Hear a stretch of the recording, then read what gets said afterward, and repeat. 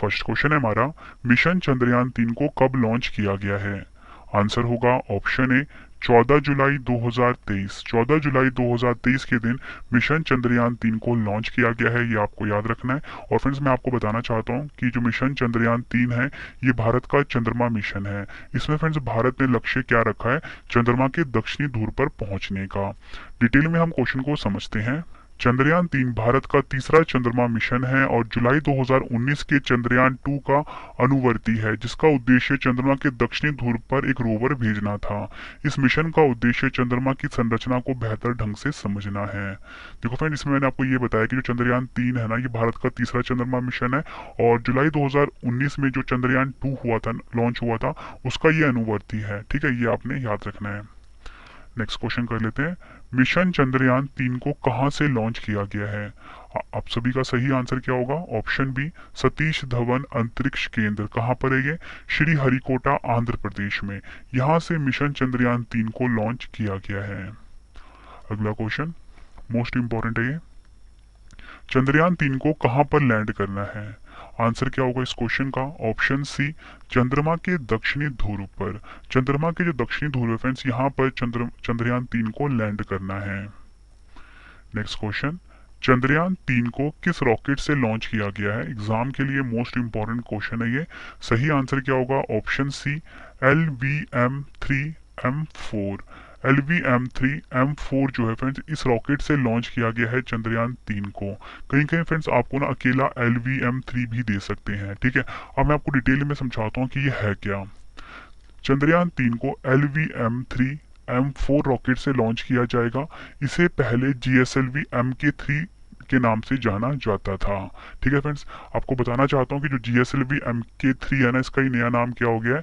LVM-3M4।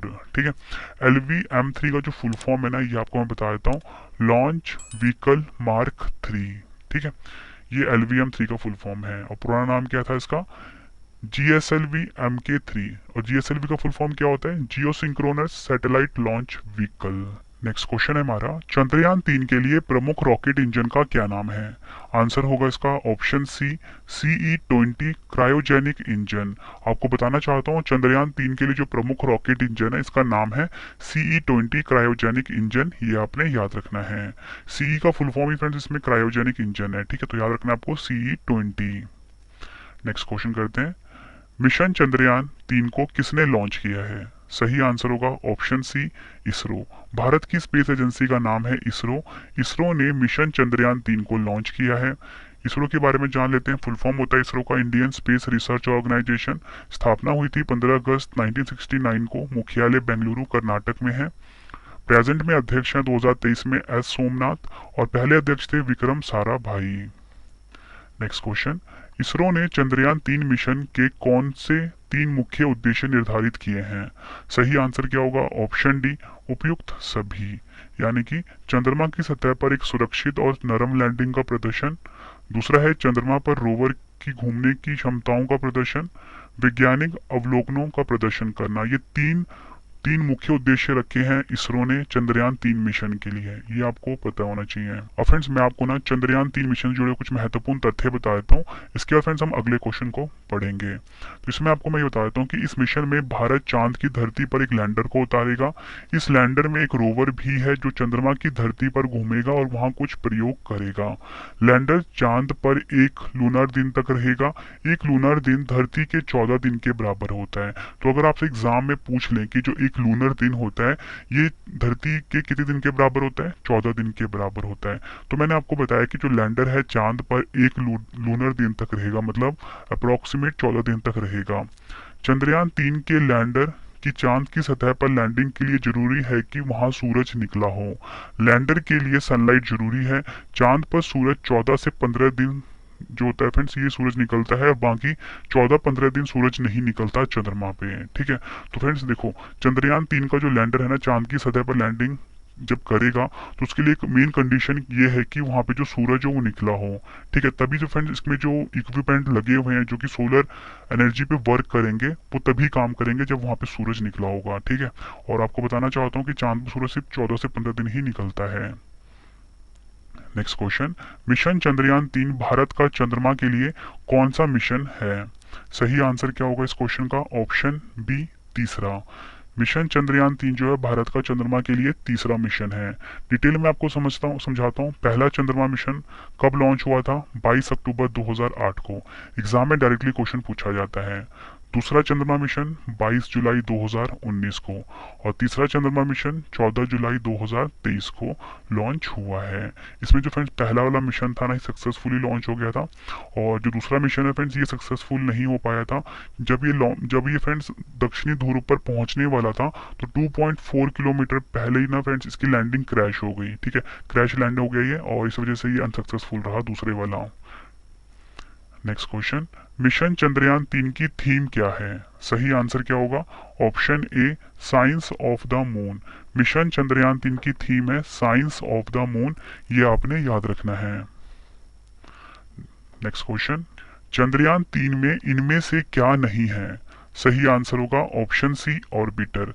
देखो फ्रेंड्स, जो चंद्रयान 2 मिशन था ना, उसमें लैंडर, रोवर और ऑर्बिटर भी था, लेकिन जो चंद्रयान 3 मिशन है ना, इसमें लैंडर है, रोवर भी है, लेकिन ऑर्बिटर नहीं है। ठीक है, तो एग्जाम के लिए क्वेश्चन इंपॉर्टेंट हो जाता है। डिटेल में समझते हैं।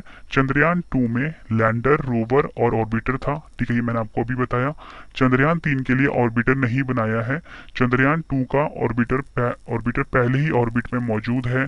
ठीक है, चंद्रयान 2 का जो ऑर्बिटर है पहले ही ऑर्बिट में मौजूद है। जरूरत पड़ने पर इसी का इस्तेमाल किया जाएगा। और आपको बताना चाहता हूँ, चंद्रयान 3 में ऑर्बिटर की बजाय स्वदेशी प्रोपल्शन मॉड्यूल का इस्तेमाल हुआ है। नेक्स्ट क्वेश्चन, चंद्रयान 3 में कितने मॉड्यूल हैं?